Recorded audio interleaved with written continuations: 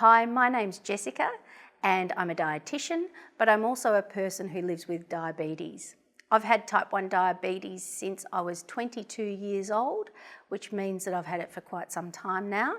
And I have had a whole range of experiences with the ups and downs of living with diabetes. Carbohydrate counting is really near and dear to my heart because I do it every single day. Sometimes I do it by memory, sometimes I do it by habit, but it's something that we have to do for every single meal that we eat. So having the opportunity to talk about that today has been really valuable, and it also made me go and measure a few things this morning for my diabetes. My muesli. Carbohydrates, or carbs, are part of foods that our body breaks down to glucose to use for energy. Carb foods include starches and sugars.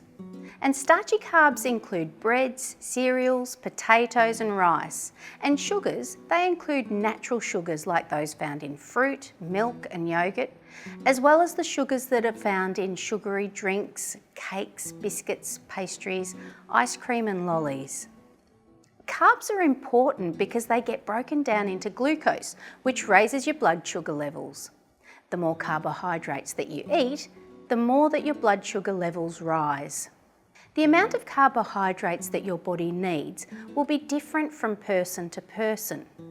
And having diabetes means that you have to balance the amount of carbohydrates that you're eating with the insulin that you're taking.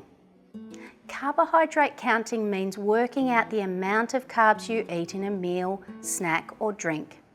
And how precisely you need to count carbs will really depend on the type of insulin you take or whether or not you adjust the doses. People who give the same doses of insulin each day will need to keep their carb intake roughly the same at each meal. If this is how your insulin is given, you may only need to roughly estimate your carb count. Those who adjust their insulin doses at each meal, using insulin pens or a pump, will be able to eat different amounts of carbohydrates and given an insulin dose to match this. This does need more precise carb counting. Counting carbs, whether roughly or more precisely, can help to keep blood glucose levels in target, as well as avoiding hypos. The first step in carb counting is identifying the foods that do and do not contain carbs. The next step is to work out the total amount of carbs in your meal or snack.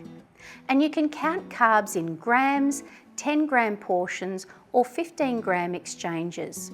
All these methods are accurate. And using carbohydrate exchanges is one of the more common ways of counting carbs. When doing this, 1 carbohydrate exchange equals 15 grams of carbohydrate.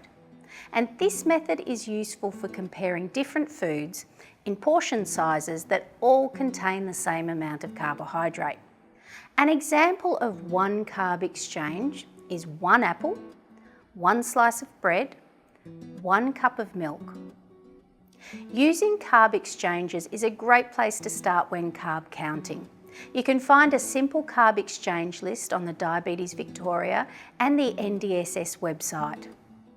If the food is labelled, use the nutrition information panel to find the carb information. If not, try carb counting books, smartphone apps or websites. Advanced or precise carb counting is for people wanting to adjust their insulin dose to match the amount of carbs they are eating. The key steps are: identify foods in your meal or snack that contain carbs. Weigh or measure the amount of food you are going to eat. Use kitchen scales or measuring cups to do this to make it more accurate. Work out the amount of carbohydrate in your serve, and this can be tricky and it can involve some maths. But practice will make it easier, and over time a dietitian can help you learn these skills. Counting carbs is one thing, but you might be asking, how do I know how much carb I should be eating?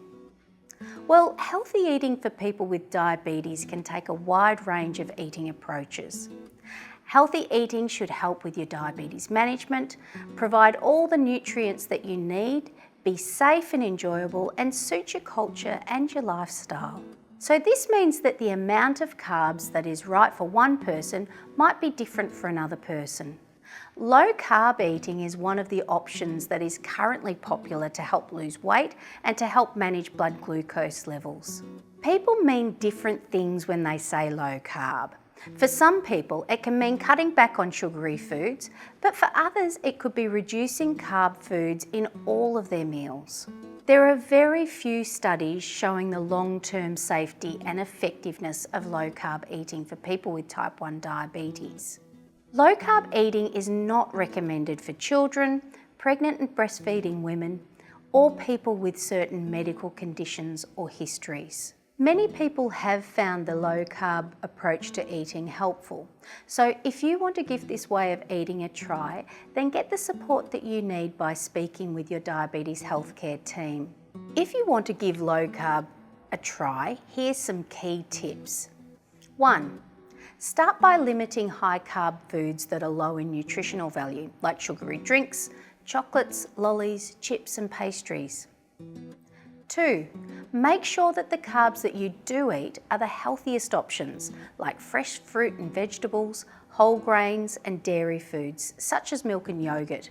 This will help make sure that you're getting enough fibre and enough nutrients to keep your body physically and mentally healthy.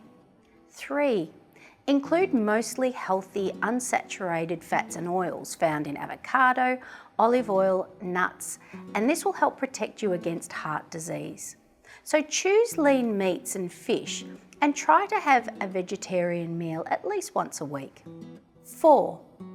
You may notice some side effects when you start a low carb diet, like headache, fatigue and constipation. And for most people, these are only temporary. 5. You may need to reduce your insulin medication doses to help reduce the risk of hypoglycemia, which would be considered below 4 millimoles per litre. Having a good awareness of carb foods is a key part to managing your diabetes. The best way to work out how much carb is right for you and how carb counting can help is to talk to your diabetes team. An accredited practicing dietitian who is experienced in diabetes is a key part of this team. Other places you can learn more about carbs include attending a Carb Smart program, and this is an introduction to carb foods, particularly for people with type 2 diabetes. Working through the NDSS carb counting modules, and these are online modules to get you started with carb counting. If you have type 1 diabetes, you might like to attend the OzDAFNE program. OzDAFNE stands for Dose Adjustment for Normal Eating, and it's a 5-day program which covers carbohydrate counting and adjusting insulin doses, as well as how to manage exercise, illness and hypoglycemia. Managing diabetes is a lifelong journey, so don't feel that you have to do it alone. Update your skills and knowledge about carbs by connecting with other people with diabetes, other diabetes services and supports. They can help you along the way. Remember, you are not alone and help is available whenever you need it. I really encourage people to skill themselves up with their carbohydrate counting, to practice, to not be too tough on themselves when it doesn't work, but to really give themselves the opportunity to manage their diabetes in the best way that they can. And that's part of the puzzle of diabetes management is carb counting.